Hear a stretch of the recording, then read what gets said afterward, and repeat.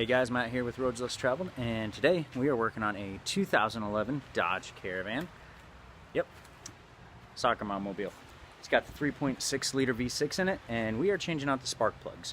Now, this isn't actually a difficult job, but it is kind of time consuming. And most shops are going to want to charge you about $300 to do this, and it's a little steep for changing out spark plugs. But a few things need to happen, and it's going to start really right here. So we'll take off the engine cover, we'll disconnect the air intake, and then we'll get down into removing the intake manifold to get to those rear spark plugs. So here we go.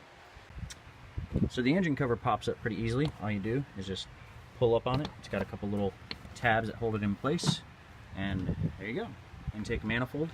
So now what we're gonna have to do is get rid of all of this stuff, because we need to be able to get down into here.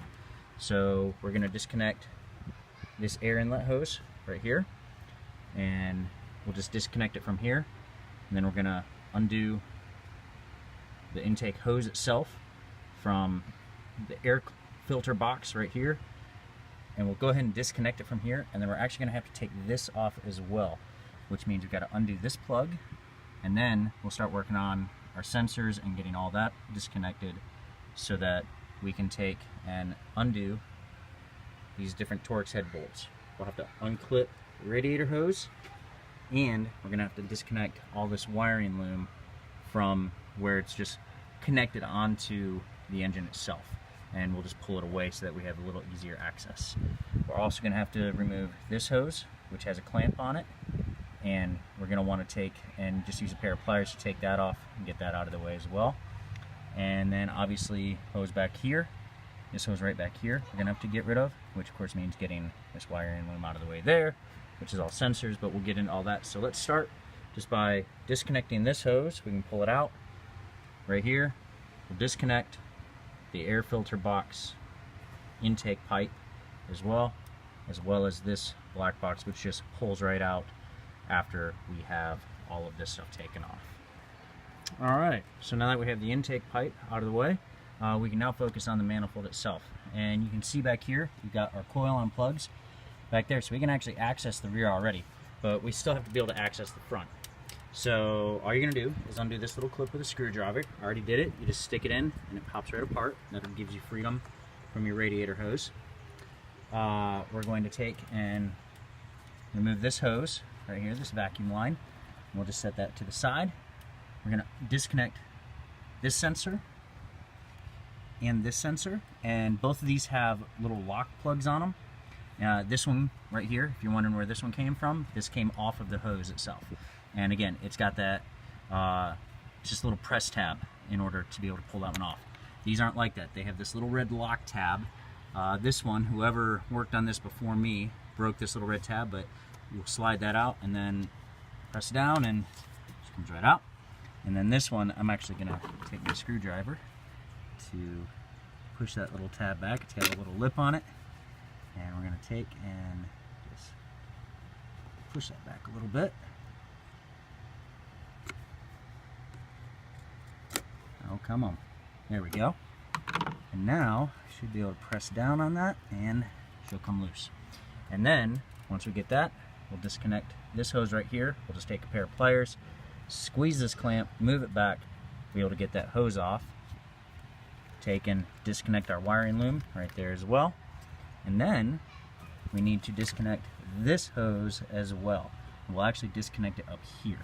So I'll just take this, and you can see where this hose is a little dry. So we want to be very careful with that, because all of these parts are plastic and we don't want to break any of that. So it might actually be better to pull it from the intake itself. So I just don't want to break anything.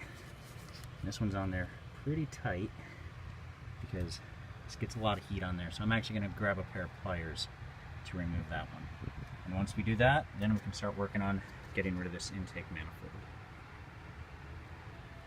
Alright, so to remove the intake manifold, first thing you want to do, like I said, you've already unclipped your radiator hose, is actually pull your dipstick out, and then you can tuck the radiator hose behind the tube and then put the dipstick back in to hold that out of the way. I've already removed all this stuff, but there's a nut here, there's another one here, those are 10 millimeters, There's also a 10mm nut right back here. And then you can use either an 8mm or you can use a T20 Torx head to remove bolts that are here, here, here, right here. There's one right there. You can still see the head in that one. I haven't pulled that one out yet. There's one right down in here in this well. And then there's another one tucked back here, and you can see that head as well. Remove all those bolts, and then we'll be able to just pull this intake right off. Alright, intake manifold is off. Easiest way to do it is you got these little clips here. Start on this passenger side one. Just kind of move it back a little bit. You'll be able to get the intake out, and then the whole thing just wiggles straight out. This gives us access to our front coil line plugs and the rear coil line plugs. Each of them are held in by a small little bolt. You can see it right here. Those are 10mm. We're going to undo those bolts, and then the coil and plug will be able to just be pulled right out. I'm going to go ahead and grab a soap marker. It's used for welding, a little soapstone. I'm just going to put a little mark on each of these, you know, left, middle, right, left, middle, right on each of those. Even though these wires are really short and it'd be really hard to mix up which one goes where, I'd just rather play it safe and take care of that. Now, when I do that, that'll give me access to the spark plug, and we'll get down into there and we'll remove that spark plug out, and you'll get to see all of that in just a second. Alright, so you can see these plugs definitely needed changed, and we got some nice new ones to go in, just some regular champions, and you want to gap these to 0.035, real easy. And if you don't have a gap tool, you can get them real cheap at the parts store. But one of the things you want to make sure you do is put a little bit of anti-seize onto there. You can see I put a little bit on there. Just put a little anti-seize onto the threads before you put it back down in here. And when you go to put it in, start it. Don't have a ratchet on the end. Just go ahead and start it by hand so that you know you're not cross-threading it when you get it in.